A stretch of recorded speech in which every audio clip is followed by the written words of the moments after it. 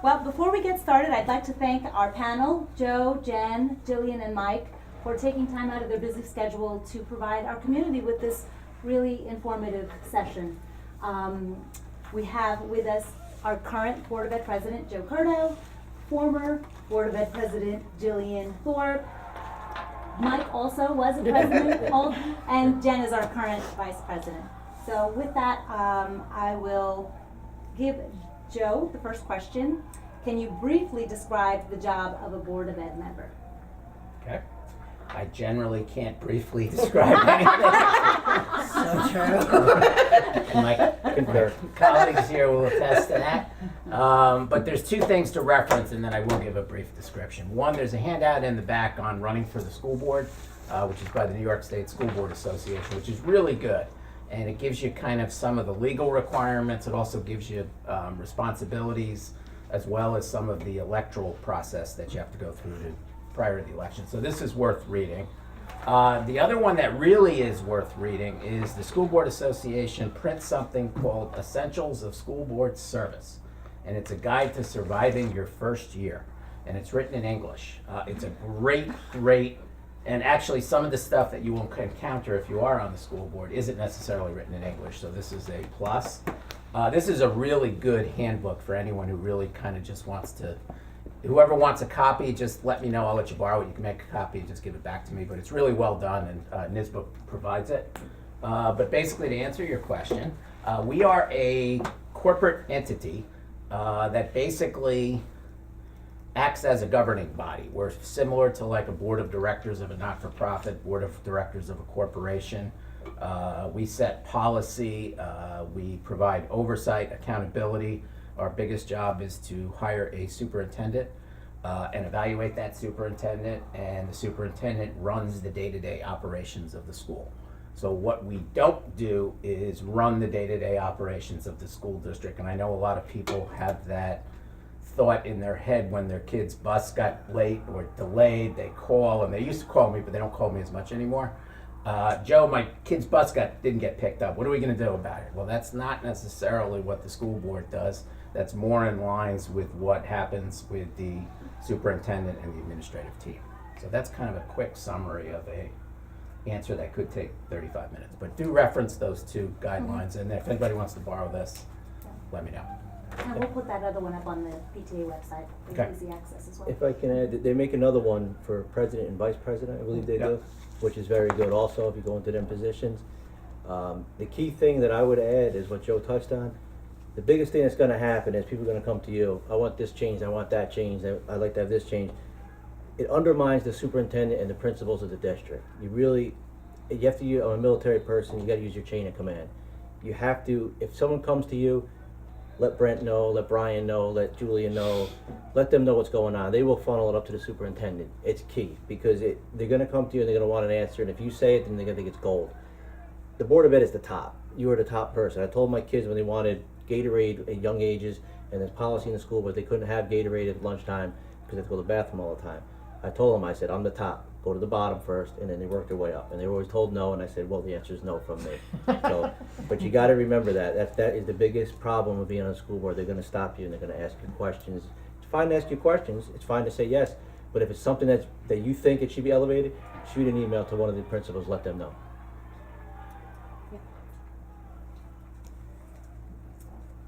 Jen, you'll lead on this one. What is the time commitment, and how important is it to attend school events and functions? That's kind of a hard question to answer, actually, because I feel like it varies a lot. Basic time commitment are meetings, that's for sure. There's always 2 meetings a month. And there's a whole bunch of preparation that goes into those meetings. So there's reading, and the superintendent sends all the board members information about what's going to happen at that meeting. And it's your job as a board member to make sure you're fully versed in what's going to happen at that meeting. So you're doing some reading, and you're attending the meetings, and you're participating in the meetings. So that's a given. But beyond that, it really shifts. Every board member is assigned to a committee or several committees, depending on which ones. And so that's a time commitment. You're going to committee meetings. Some committees meet more than others, but maybe it's like a once a month you're going to a meeting if you can make it. In addition, there are things that come up, like when we were selecting a superintendent, as Joe mentioned, that's the school board's most important job. I mean, I think Jillian and I saw each other more than our family saw us. You know, we were really together a lot. You know, so there are certain things that come up where you're spending a lot of time doing school board work, and then there are other times where it's less involved. So it really varies. And I would tie in the school events and functions to that. Like during graduation season, I feel like we make ourselves very available and we try to go to as much as we can go to. And it really varies on what you're available to go to for functions, what's interesting to you. But the more you can go to, I mean, the better. So it really varies on the timing, and it varies person to person too, like what you're available for in your own personal life, time to time. And we worked very much when I was on the board with who could do what. You know, can you go to that thing? I'll make sure I go to that thing, so that there was always board representative at most of the important events. Mm-hmm. And one thing that, some advice that I got when I first started from a longtime school board member, these are the people that used to serve 15, 16 years. I mean, that was kind of the norm back then. That doesn't happen as much anymore. And she said to me when I first started, try to attend events or join committees of things that you know absolutely nothing about, because you will actually learn an enormous amount about your district and people that you may or may not have come in contact with. So if you're a basketball fanatic, don't just necessarily go to all the basketball events. Go to plays, go to National Honor Society, go to things and join committees of stuff that you know nothing about, and it'll just broaden your education and value to your school district, which I wholeheartedly agree with. I think that's the greatest thing in the world, is to see things that I really didn't know anything about. And it's fun. The only thing I would add is the one that was very important, I thought, was besides, they're all important, but the one I always held to the heart was going down to BOCES, when they had an open trip down to BOCES, because I've always asked the question to our students, you know, what does BOCES mean to you? Is it like it was when I was in school, when it was like, oh, only the dumb kids go to BOCES and this and that? And it still has that era behind it, but it's really not that at all. So they offer so much down there, but a lot of kids, they should be taking courses down there. It's great. I mean, it's a great program down there. So, but it's hard to speak about it if you don't go down there and see what they actually do, and what kind of day that kid is going through. Getting on a bus, still have to learn the regular stuff, but then learning a trade while they're down there. So that was very important, I thought. And you know, I took a couple trips down there. So it's not just the stuff that Haldane does. Go to other schools and see what they're doing, or if NISBA's putting on an event. Joe went to a couple of conferences, I believe he did, state conferences. Go to them kind of things as well. That's where you learn what's really going on out there in the big world, for the big time problems like unfunded mandates and stuff like that. That's when you get to the bigger picture of a lot of them things, besides what we're saying at a regular meeting. I think too with BOCES, we spend so much money, it's such a big line item in our budget, that it's, you know, if you can go and if you can have an understanding of what it is, it helps you understand why we're spending so much money there. And especially when they're asking for money for capital projects and stuff like that, and they show you what's actually falling apart, and they actually have garbage cans with garden hoses running through the roofs going to the garbage cans because the roofs are leaking. Because they require all their districts that are in that district to vote yes on their project before they can go forward on it. Mm-hmm. If Haldane votes no, the whole project goes down. So you can't just say, well, that's going to raise our taxes. Let's go see what it really needs. You would do it for your own district. You would say, hey, what does this roof need to be fixed? You know, Joe's been on roofs, I've been on roofs, I've been all over the building. So, you know, you got to see what's going on. So. Gillian, this is for you. Who, in your opinion, is a good Board of Ed candidate? What are the traits or skills that are most important in a potential board member? That was mine. Oh, I'm sorry. That's okay. I think anybody is a Board of Ed candidate, because everybody comes from a different background. You're bringing a different part of the community to a voice. You know, even though the board is bringing a whole voice, I bring certain people to a table, Jen brings certain people to the table, Joe, Jillian, whoever's on your board. So they're bringing a section or a group of this community. What traits? If you had anything but a spreadsheet, that's great to have. It's really anything with computers. I mean, like that kind of thing.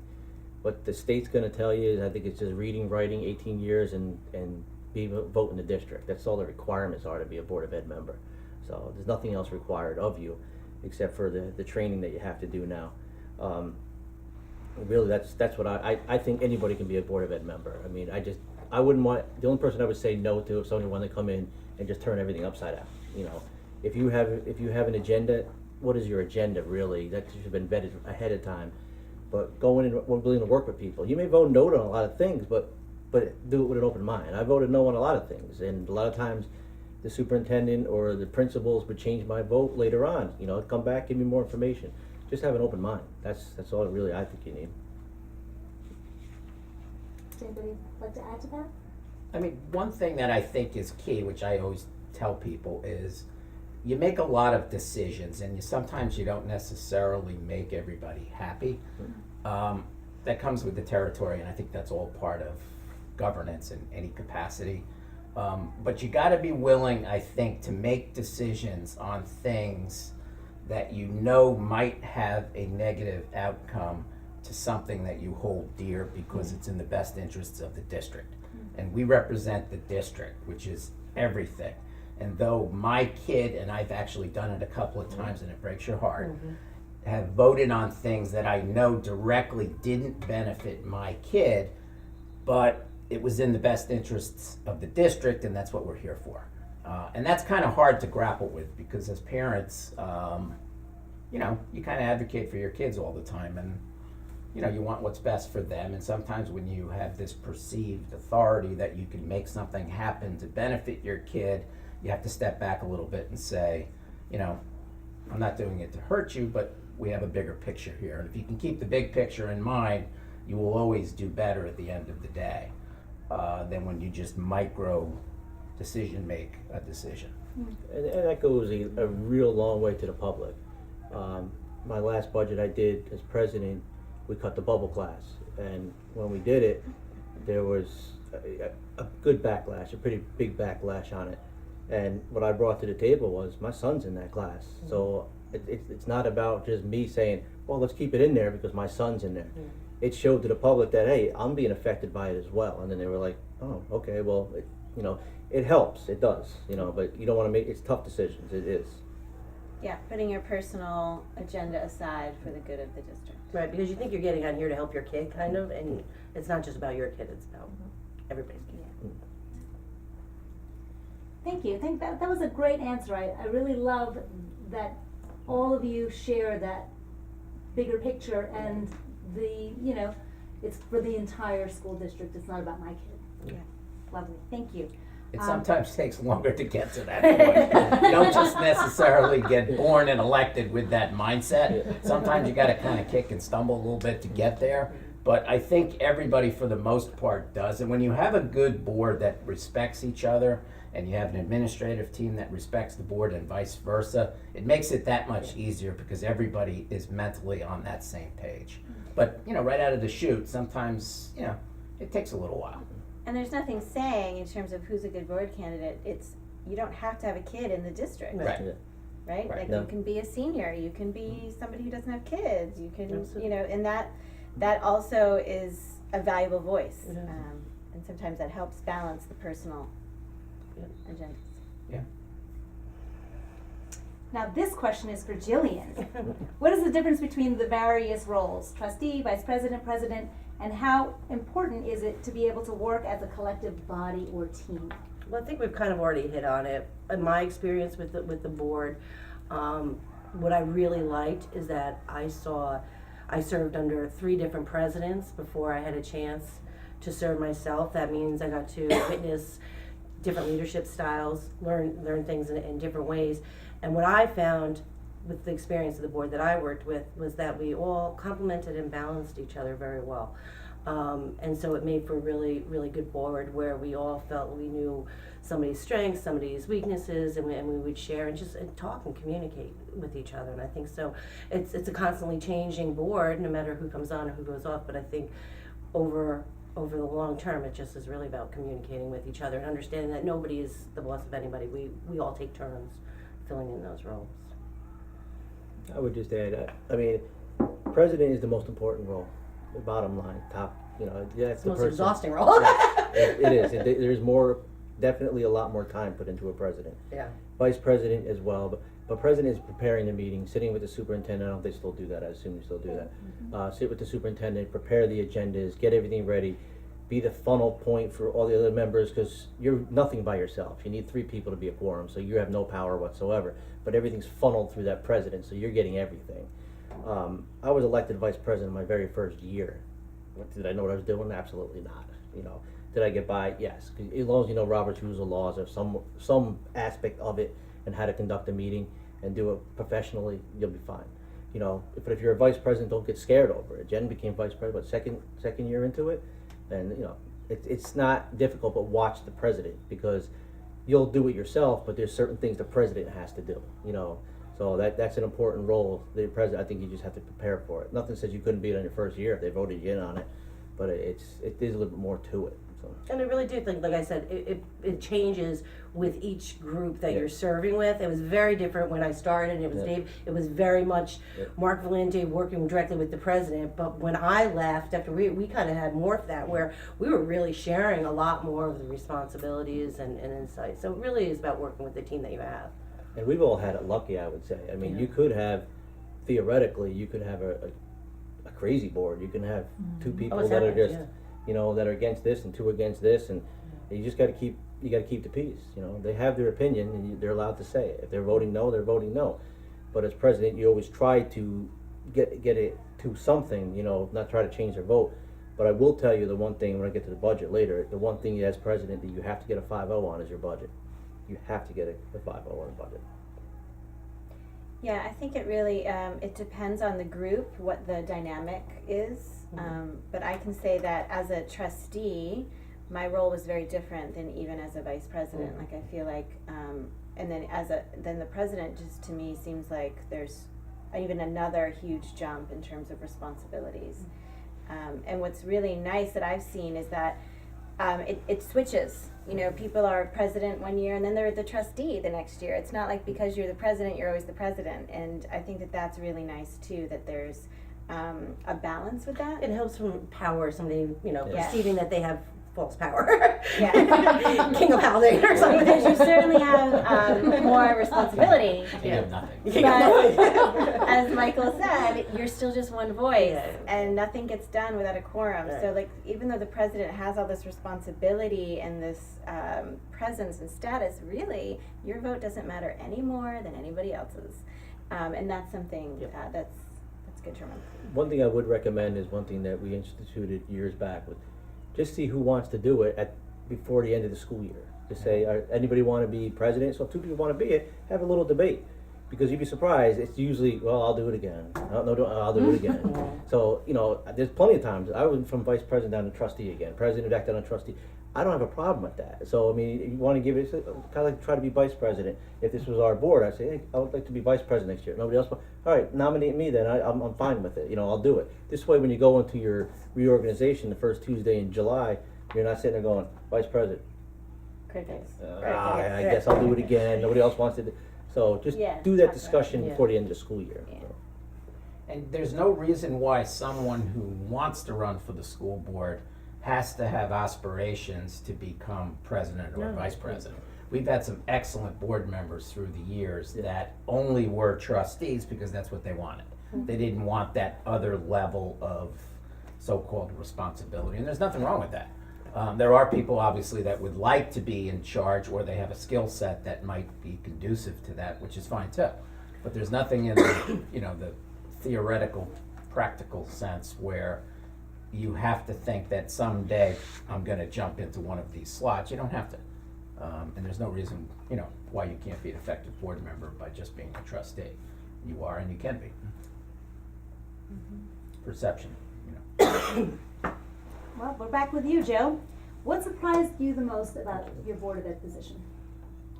Jen's up. No, Joe. Okay. Surprised me.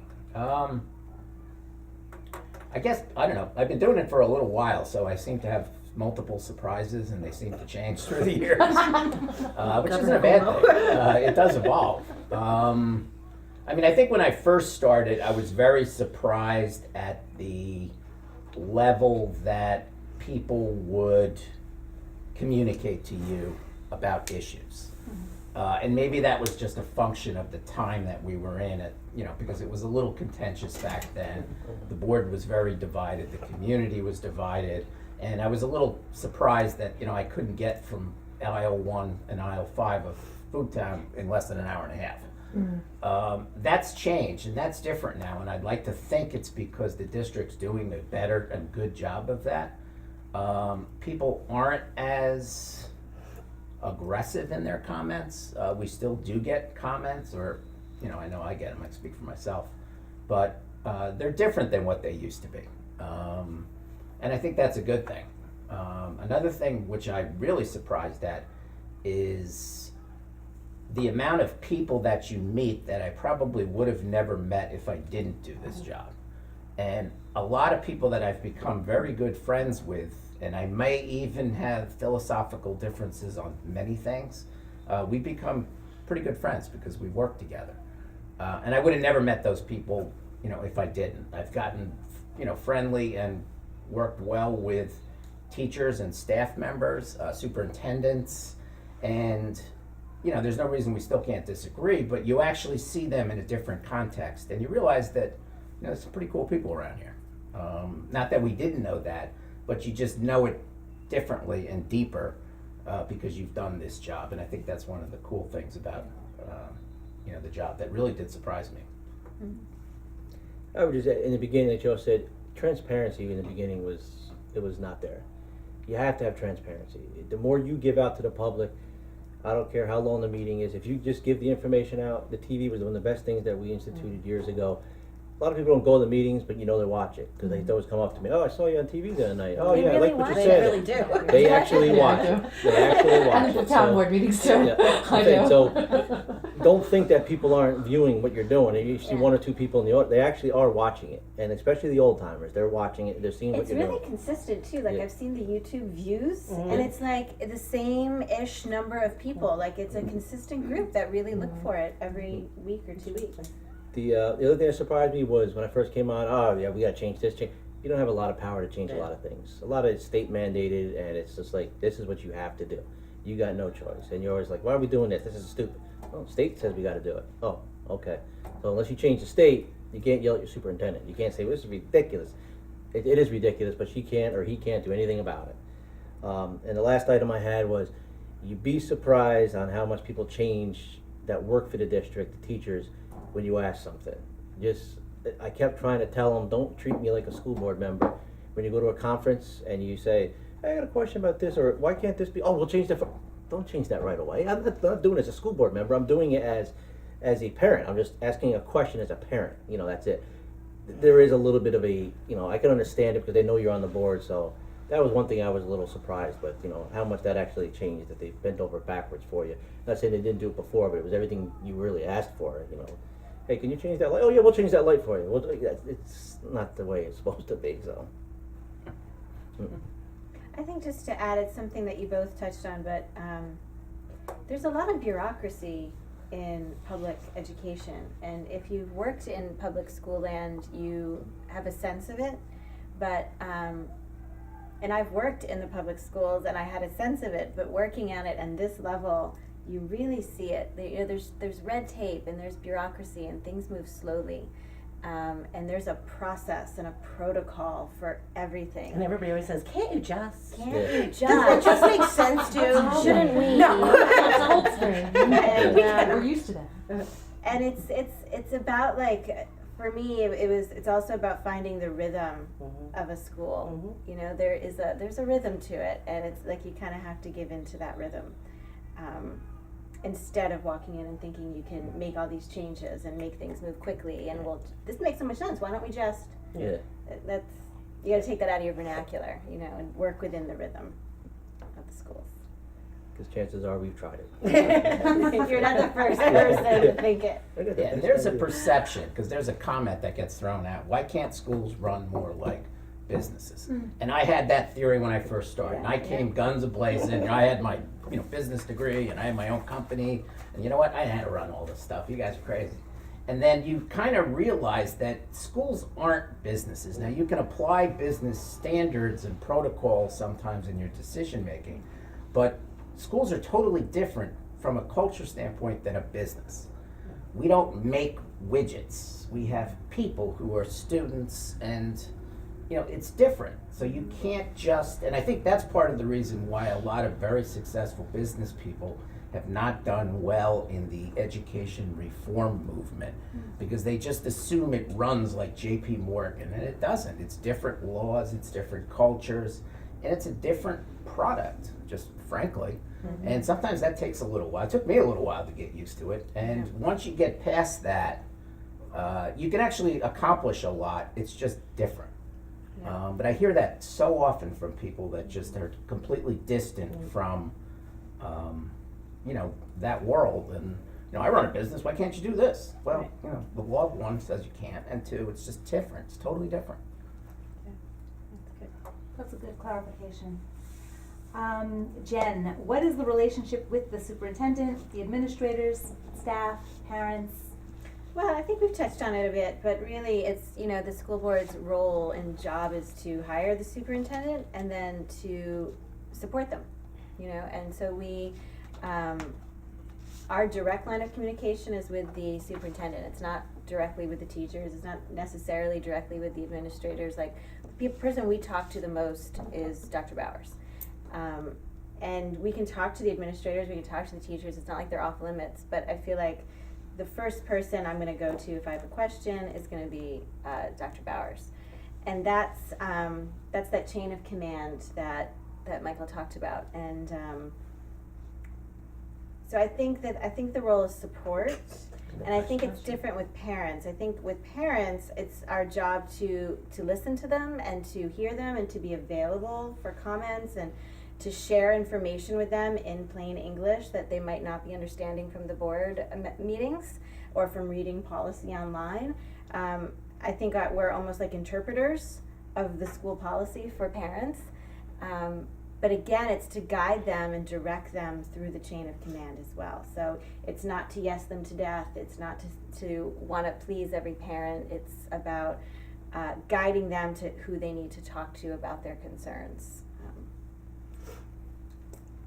I would just hit again, don't undermine your superintendent, that's all. I mean, that's key. I mean, nothing says you can't go talk to anybody else, but if you're talking about something with curriculum, you have a question about, do the courtesy and let the superintendent know, or vice versa. If you're talking to Julia, let Brent know that you talked to Julia, and so it's just, it's key, it's really important. I don't know how many times I said it, but we hire good people and we let them do their jobs. Yes, I mean, I must have said that a Yeah. million times when I was on the board.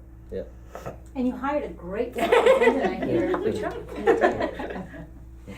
Yeah, but you also have to keep everybody accountable. Yeah. So there's no reason why that you don't rubber stamp. Yeah. So in other words, if you disagree with something, you can say, have we looked at it from this angle or from this perspective? And a lot of times, if you have a good working relationship, good things can come from that. Nobody's perfect. School boards aren't perfect, superintendents aren't perfect, anyone's not perfect. And a collaborative working relationship is good. And there are times where someone just didn't read an issue the way someone else read something for whatever reason. But that's part of that dialogue. And, with a collaborative relationship, you can kind of pivot and bob and weave a little bit and get to the same place. But what you don't do is you just don't kind of rubber stamp everything, because if that was the case, then you wouldn't have a board. There'd be no reason for it. So, that's something just to keep in consideration. You can question things. Just do it according to the protocols that everybody agrees on. What you don't want to do is surprise people at a meeting.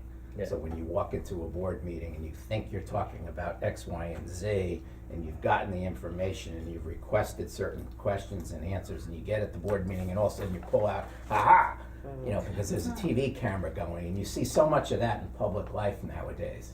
The gotcha moment. That doesn't accomplish anything other than somebody's ego just got inflated, or it makes TV headlines. And that doesn't work. It doesn't accomplish anything. So we haven't had that in a long time, which is a good thing. We did have it, but we haven't had it in a while.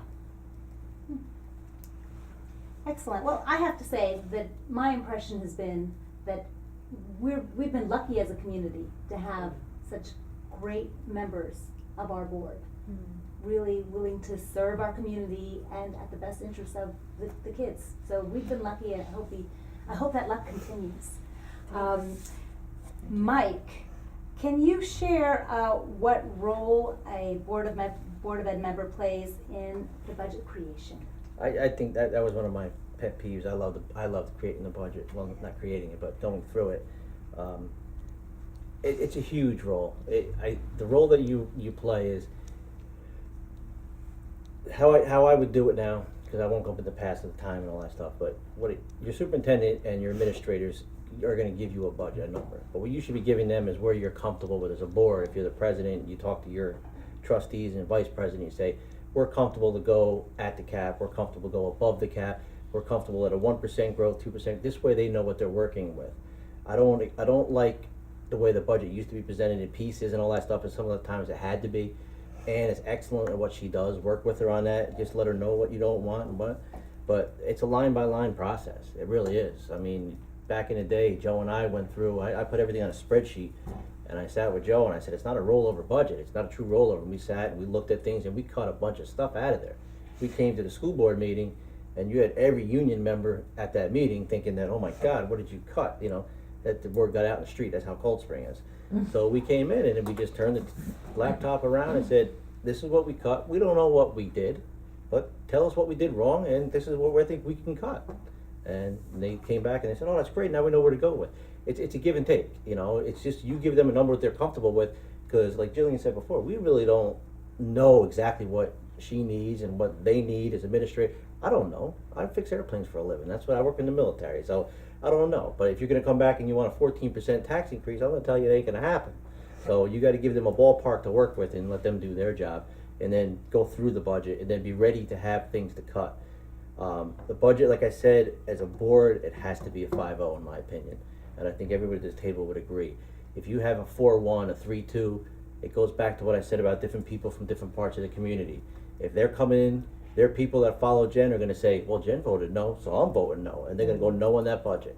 Same thing with Joe's people that he brings to the table. They're going to vote no if he voted no. It's got to be a 5-0. So you got to work with the board and find out why and how to get to that 5-0. And if it does go down, I think it's a slap in the face to the public if you put the exact same budget back up. Have something ready to cut and cut it. I don't care if it's 0.5%, 1/4%, $100,000, $100, something. Just say we cut what we could because that's why it was voted down. You can't just go, well, you know what? We didn't get the yes people to come out. No, maybe people just can't afford it. And don't criticize the no people. Mark Villani was very good at that. Some people just can't afford the taxes going up. They're going to vote no. Let them vote no. They're not mean people. They're not evil people. They don't hate kids. You know, that's not why they're voting no. There's also a big part of communication for the board. You know, you're the one kind of that sees the parents at the playground, and that sees the parents at Food Town, and that has your friends that are parents and that are, you know, it's so hard. The budget's really complicated, and it's really hard to understand all of it, even for people who are in it, like us, you know. And so if you're not in it and you're just looking at it from the outside, it's really hard to understand it all. And so I also think that the board it's partly our job to help answer questions and to take down the veil of the budget for the public. Yeah. And you don't have to understand every single line item to be a good board member. I get that question a lot. I don't understand the budget, it's too complicated, I can't be a board member.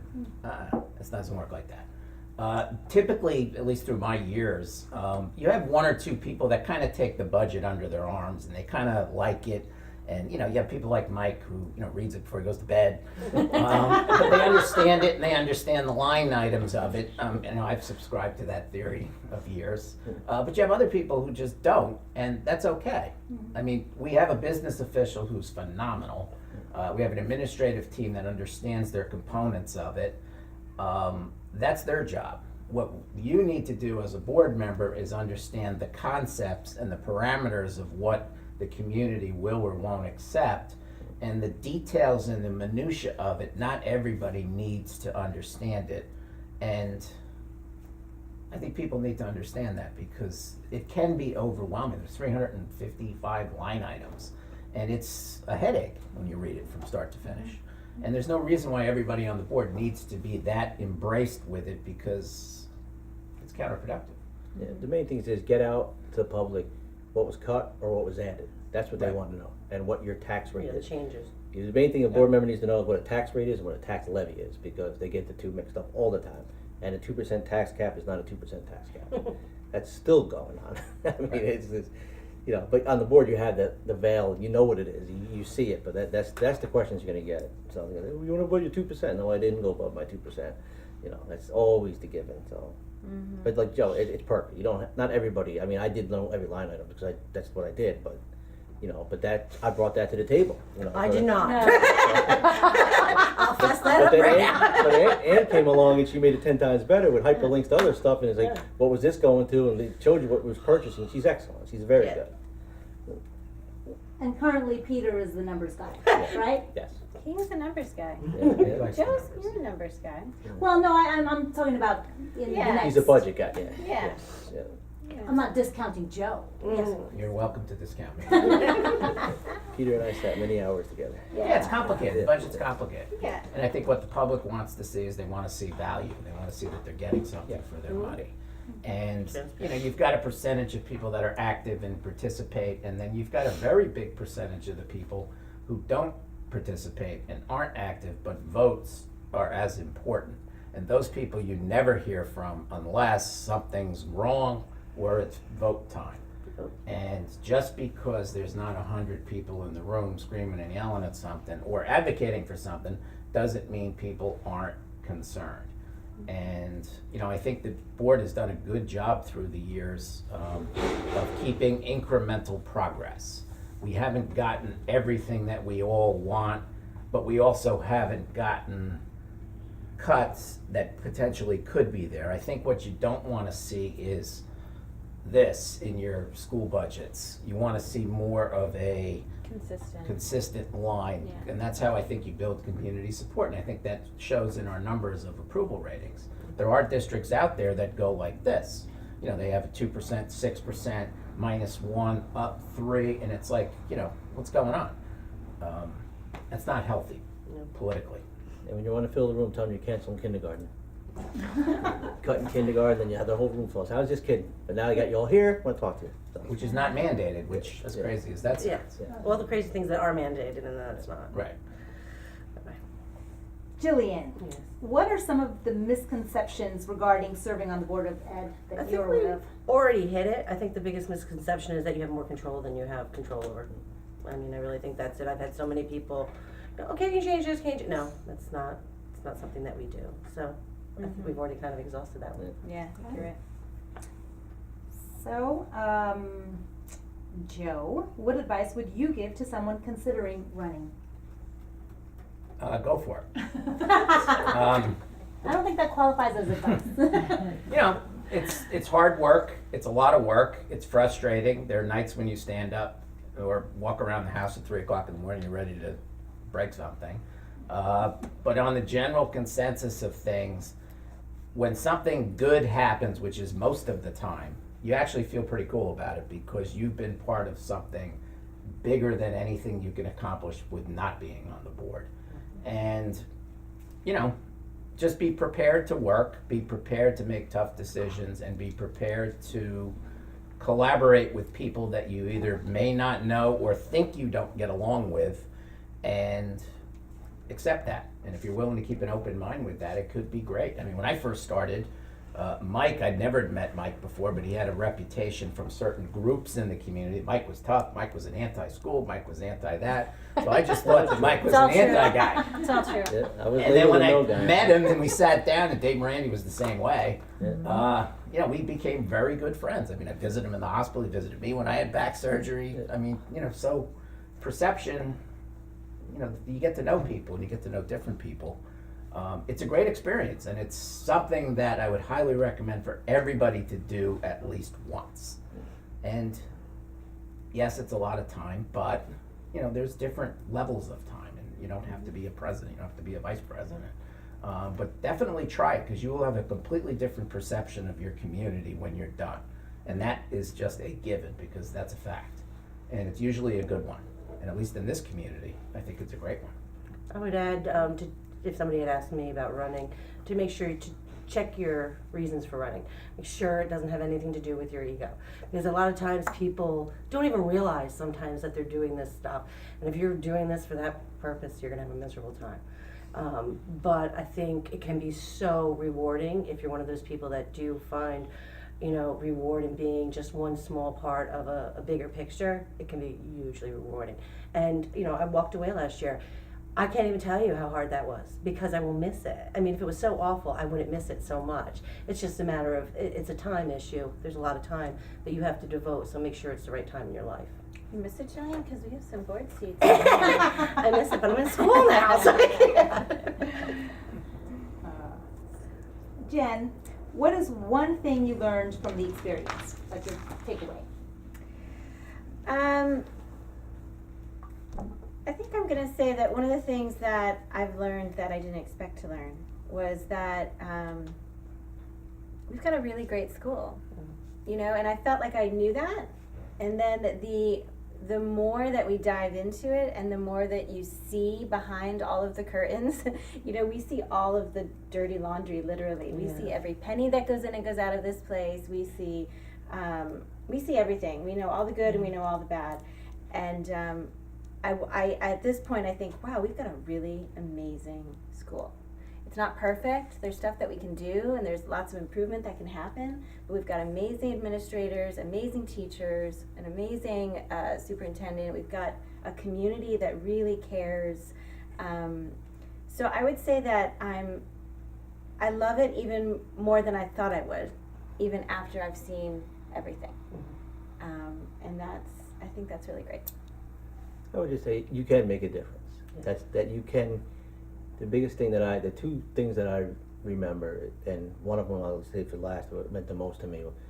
But the first one was I was walking around the track after it was done with Mark Villani, and a guy came up to me, taxpayer came up to me and said, "Thank you very much for putting this in." And it goes a long way. I mean, all the times of getting the negatives, it's nice to hear someone say, "Hey, thank you. I'm glad I'm using this." No more kids in the district. They're just using it for exercise. So that was nice. And then the other one was, like Joe said, you can meet interesting people. In the beginning, it was a lot of us versus them and them versus us. And you went to a meeting and that's exactly, you had your front, they had their front, and that's the way the meetings went. One particular board member, we didn't see eye to eye. We actually argued a lot. She knew I was probably trying to get her off of the board because she's missing a lot of meetings. And the best thing that I got is when I got off of the board after 10 years, I got a card in the mail, and it was from her, and she said, "I want to thank you for the years of service you did. You did a great job." I mean, you're changing people. I was voted the no guy. I was told I was a no guy when everybody went out to me, "Oh, you're gonna vote no on everything." So that meant a lot to me, that person, because we became good friends, So it was a good thing. So I really enjoy that. So you can make a difference. Mm-hmm.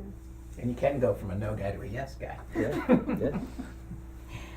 Mike, what is the one piece of advice you would offer a new Board of Ed member? I'm going to talk about the no and yes guy, but teamwork is number one. I believe in teamwork. I believe in empowerment. I believe in it at work. I believe it here. Don't be the person that's trying to run the district. Empower the people that run the district. That's what they get paid to do, empower them. But don't be afraid to question them, because that's what your job is. If they're asking for, when Brian asked for a math position and I was against it, Dave Morandi was against it, and I think Joe was president, and Joe said, well, let's put off the vote, because he knew it was going to be like a 3-2 and it wouldn't look too good. So I think it was president, I'm not sure, but so Brian asked me after the meeting, he was fairly new, and he said, what can I do to get your vote? And I told him, I said, well, give me more information. Why do you want this? What are you going to teach with it? What are you going to do with this? And we got Mrs. Paparo from it, so it was actually a very good pickup. So we came back when they redid it, and then it became a 5-0, because as a new member, you should be asking the questions. If you want to vote no, there's nothing wrong with voting no, but let them know why you're voting no, because maybe you need more information. I would say read the material. It's going to seem like a lot of stuff coming towards you, but you got to read it, because you want to be part of the conversation at the meeting. You just want to sit there and go, I agree, Joe. That's good. Yeah, I agree. Read the information. Question it. If something doesn't look right, question it before the meeting, so the superintendent, or if it's something to do with the money and knows about it, CC the president. That's what I used to do, so you don't break open meeting laws and stuff like that. CC the president, I'm questioning this line item, why do we spend $50,000 on ceiling tiles? I'm just questioning why we did that. So, and come back and say, oh, we did it for that. So she's not bombarded at the meeting and say, you know, because you're gonna be new with a lot of questions, but put your questions out there ahead of time. So, like I said, the main thing is if you're gonna vote no, just let them know why you're voting no. Nothing says you have to vote yes on it, but don't be angry about it. And you know, just like if somebody votes yes, don't say, well, I don't agree with you guys, so I'm leaving. So it's, you know, you can vote no, but let them know why you are. And our final question goes to Gillian. Do the year-to-year challenges vary greatly? Yes. That's what I thought. Yes, I mean, just in the short time that I served on the board, we went from a field project, we had a lot of roof projects, we had a new superintendent, I mean, so every year there's something new. And I think for anybody considering getting on, I think one of the things they have to consider is that, yes, there will always be new stuff, but not only stuff that's generated from within this district, but stuff that's generated from the state. And that's, your hands are tied so often. And I really don't think anybody knows what's coming for education, for tax caps, for consolidation, for things like that. So I think it's always going to be changing, and it's just going to get harder in those areas. So you have to be willing to be an advocate for the school, as well as, educating everybody else as to what's happening. The system is getting much more difficult politically. And this year, when we were doing our budget, it was very complicated because this is the first time that I've experienced where we didn't get any state aid runs. Typically, you get a draft from the governor's budget back in January, and you've got something to work with. This year, we had absolutely nothing. And he was pretty clear about his agenda and his willingness to hold hostage to get what he wanted. And, that's a little dysfunctional when you're trying to do a budget, but you've got all these pieces to the equation that don't exist. And how do you do so? How do you function It like was that? very adolescent. It was It very really like is. stomping his feet and kind of doing this. It really, really is. But the Crazy. system is crazy, and, So expect that. Expect Yeah, craziness. expect Well, so I do have one final question that anyone can take. The major issues on the horizon for the Board of Ed. I think you kind of just touched a little bit on that. Is there anything you'd like to? I wouldn't call it a major issue. I just think the next board is gonna have 3 new people, chances are, and that's a learning curve, pretty much. I think it's with the strong team that's already in place with Dr. Bowers and the administrative team, Jen staying and Peter staying, I think that's gonna help, but it's not a major issue. I think that there is a learning curve with the 3 new people. That's really it. There's always unfunded mandates, there's always Common Core, there's always stuff like that, the people that are against Common Core, for Common Core, all that kind of things. But there's. Testing, Yeah. not testing. Exactly, so I mean, that's. Contracts, unions. Yeah, the yeah. contracts, they're good for another 2 years, I think they are, so they're pretty good, but contract negotiations, but you still got Peter, he did the last ones with Gillian, so, and you can always reach out to any one of us, I'm sure. I mean, I still field questions when I have to, and I'll still do it. I mean, I enjoyed it, I really did. And before coming here, people ask me, are you running again? You going to meet? I said, no, I'm not running again. I'm going to ask somebody to run, so. I don't think there's any major issues that I know of, but I'm not on the board, I've been off for a year, so. Yeah, I know. I mean, the implementation of the new strategic plan will be a topic. This whole testing, evaluation system thing from Albany will be a big topic. Money is always a topic. Needs and wants always exceed supply. It's just the way it is. And I think, like Mike said, the board adapting to a new group of people will be a challenge. And that will put a big burden on, I think, the president and the superintendent, that you've got to manage 3 potentially new personalities. And at the end of the day, a lot of it does come down to personalities. We all act differently, we all ask questions differently, we all look at things from a different angle. And a lot of times the board president's job with the superintendent is to figure out, how do I get there knowing he thinks that way or she thinks that way. I mean, that's gonna be a challenge with 3 new people, because you probably have never worked with these 3 people. But, you just gotta bang heads, get going, and, that's where the summer can be a really important thing. I think, Jen's the vice president now. I will highly recommend her as being the next president. She will be on May 19th at the end of the election by law. And I think she's ready to take over and handle those dynamics and personalities, which is a big deal, because if you didn't know who was going to, it's just another piece to the puzzle that can be Yeah, if you have a strong leader, you're good. difficult. And you got a good superintendent, so your superintendent will help the board. You know, obviously, Dr. Bowers is gonna, you know, work with you and ask questions of you and stuff like that, and help you make sure you understand it. So, and then if you are into the role of vice president or president, she's not gonna say, well, it's your meeting, run it, you know, they'll work together. Please? So she may want to, but, you know, so. And new blood's good. Yeah, It it is. is. Yeah, It it's like, is. you can also think of it as like a fresh, kind of a fresh start, you know, It you can is. think of it in a positive light too, that there's gonna be new energy and new people, new perspectives, and a freshness to it, which, That's why I got Exciting. off. Exactly. That's exactly why I got You need off. the turnover, you You absolutely. get cranky after a certain Yeah. amount of time. And you get single, you know. Get cynical focused. after a certain amount of time. You're so used Yeah. to doing the budget, you've seen the same line items, and you're like, oh, okay. But that's why I got off. I truly enjoyed my 10 years, and I would've went 10 more, you know, and I really would've. But it was a good time for me to leave because the superintendents were changing. The board was solid, and I just said, I wanted to leave so many times because somebody else has better ideas, you know, there's no dumb question, there really isn't. So if you question, why did they do it this way? It's like, well, you're right, you know, you're right. I never thought of that, because you're so focused on the way you've done it in the past. That's the way we always did it, that's the way we always did. So it was always his time. But I think more people are afraid to come out. They just hear, well, I guess I'll run again, nobody ran, oh, I guess I'll run again. So, New blood's good. yeah. Great. And I think we have maybe a couple of minutes to see if anyone in the audience has a question. I have one question about something Jen said early on. You said something about committee responsibilities. Are those Board of Ed committees or are those different committees? Like what are the committees?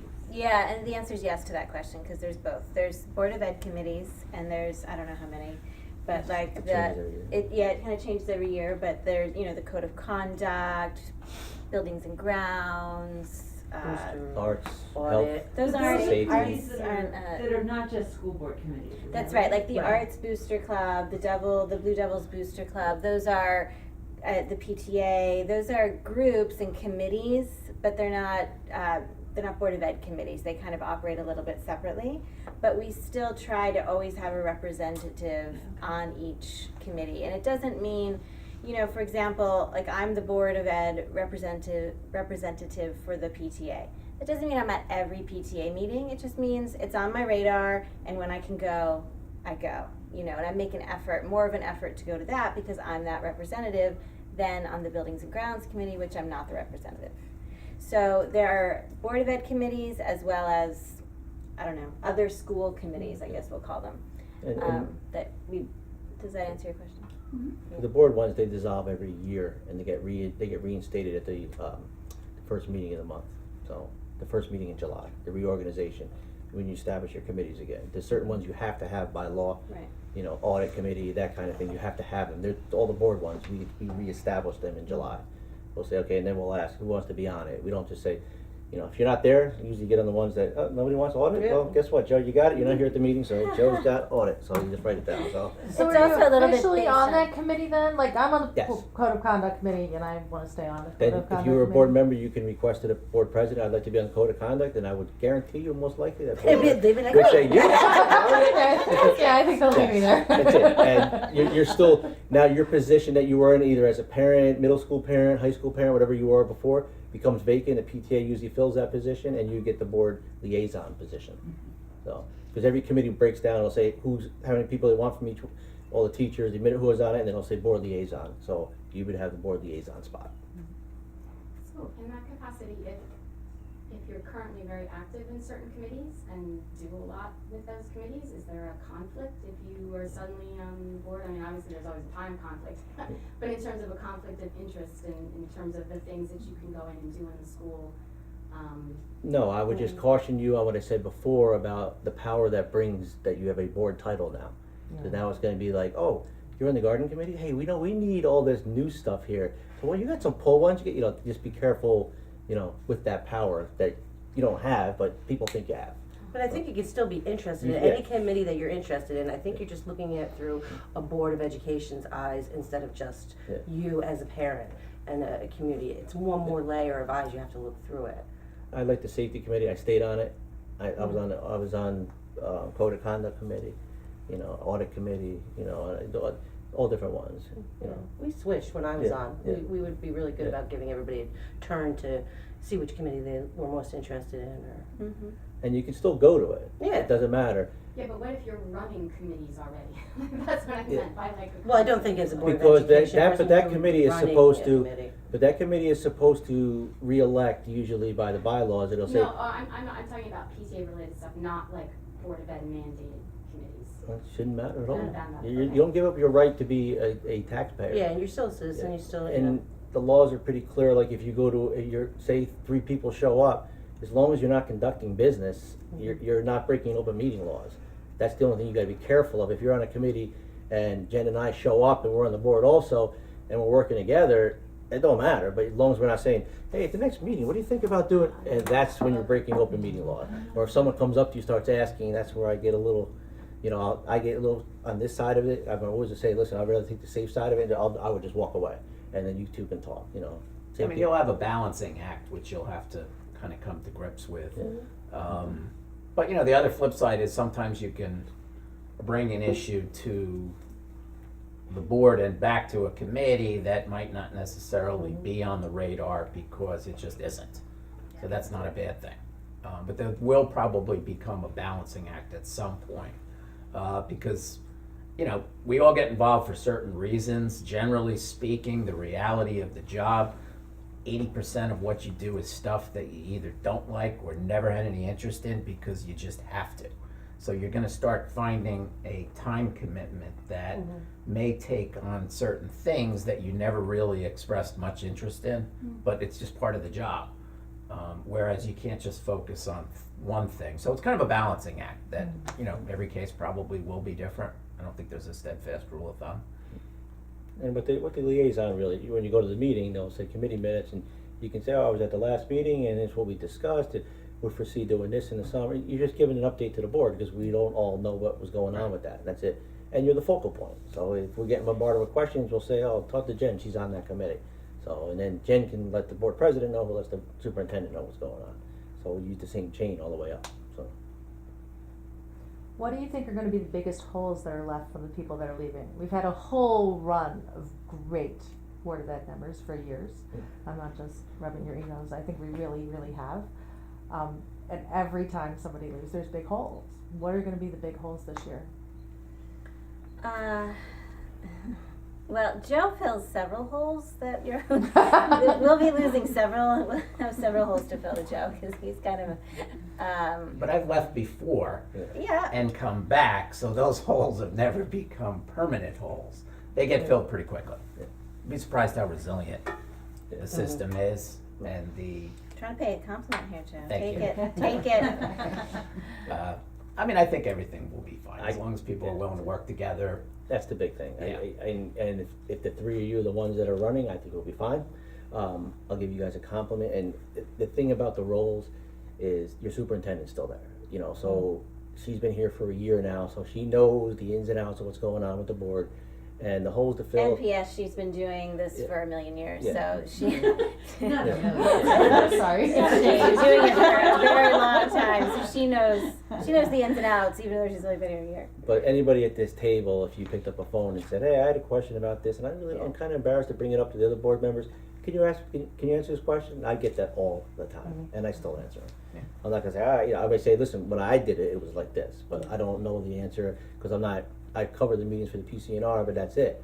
So I'm not active behind the scenes anymore, so I don't see what goes on behind the scenes, but still give my advice to, there's not a week that goes by that someone doesn't say, hey, I saw this, how does that work, and how could they do this, or, you know, I really liked that they did that, how could I go about helping out there? Hey, go talk to this person, or this is the person you wanna talk to, go talk to Mike Tuardi, he's in charge of that, you know, that kind of thing, so, and anybody And- here at this table will do that. And I think too, we can say that, so there are 3 seats up, so we're losing Joe for sure, we're losing John Champlin for sure, Evan is running again. But so we could say we're losing 3 people potentially that are really reasonable people that care about the school, that are open-minded people, that are invested. And so I think if we fill those 3 seats with open-minded, invested people, we're gonna be okay. I really meant skill sets. It's really varied. It's really varied with each person. They're very different. Like Joe's skill sets are kind of everything, right? And he's got this amazing history with the district. So I think that's a big piece that we'll be losing, but we're losing it only temporarily. Like we can still talk to Joe, we can still talk to Michael, we can still talk to Gillian. Like it's there if we need it, And I think Evan and John are just great people who don't have something specific. It's not like I could say, oh, without John there, we're gonna have no idea what's going on in the sports world. Like I don't think that's really true. I think that everybody brings something. I think when you're a Board of Ed person, you have to be a leader of some sort. You don't have to be the leader, but I think you take on a leadership role, and we all are small leaders in certain areas, if that makes some sense. So I think as long as you're some kind of a leader and that you have your own beliefs and believe in something and are willing to listen and do the work, it's kind of a no-brainer. I wouldn't worry about it, The skill set that you would still want, and Peter's still there, is the money and the negotiating piece. Because he has, the negotiating piece, not because anybody can't negotiate, it's just that what was asked in the past, and that is key. And you gotta remember, by law, you can bring in a I'm gonna give you that too, because I think that it's really good to have new people on. Yeah. I mean, But I like the idea, like you said, when you have, it was negotiated last time, you're going in there new, obviously you But probably that still have could Mike help you. Lampert. It could, but. I think it helped us in some way that I hadn't been at that table and I could play naive because I was naive, so it was. I stand corrected. Yeah, I I mean, still that's just, stand by that's, it, but- yeah, no, I mean, it's nice to have somebody that has that skill, but I wouldn't be so afraid. I mean, it's a learning curve, but really the structure is in place to help you succeed, and I think you'll succeed. Yeah, I wouldn't worry about the skill set. I mean, Yeah. I think if you've got a good superintendent and you've got one who will be starting her 2nd year, Yeah. where you've got the culture of the district under your belt, and that's a learning curve. Yeah. And you've got a board president who kind of understands the workings of it, the rest of it will fall into place. If you miss those 2 pieces, then I would say you've got a more challenging horizon for you. But I think, I think we're fine as long as you don't get somebody who's completely unreasonable, Right. who wants to dismantle everything, because 1, you won't do it, and 2, you will be a distraction, and distractions take waste the time. life out of progress. And you And- see it in other boards, you see it in other communities. It just happens when things become distractions. It sucks the life out of progress. And I think that's why the board has been so good for so long, Right. is that nobody was there for an agenda item. Nobody had one It's been a particular long time. thing. Yeah. Yeah, it's been a long time. Yeah. And that's So what scared that, if me, we yeah. keep that going alone, then I think the board will be successful. And Evan may still get back on, he's running again, but it scared me, like, I was gonna answer, what are your major issues? What scared me was if they had 3 people that banded together as an agenda, Oh, yeah, forget it. then they would win the board. Because Right. no matter what was up there, they can say, I want the budget at -5%, and they'd have to put it -5%, they can do that, and it's happened in other districts, so that was one of my major concerns, do I pick up a petition and throw it in, but I'm not a savior, it's not, if it happened, it happened, but I didn't think it would, but that was nothing the board can do anything about, it's just the people, if 3 people with an agenda showed up and said, hey, let's all band together and let's just be the no people, or let's be this people, or let's be that people, and, or the opposite, raise taxes up 25% every year, so can't stop them. Anything else? Well, I think with that, we'll conclude. I think this has been a really terrific, thank you. wonderful, Thank you. informative Thanks, guys. session. Thank you Thanks so for much. coming out. Thank you, Thank Liz. you all of you for coming out and Yeah, joining us. thank you guys. Any Thank you. questions, feel free, email, Anytime, call us. yeah. We're happy to spend as much time with you guys as you want, and answer whatever questions you might have. Thank you, Door's always open. thank you.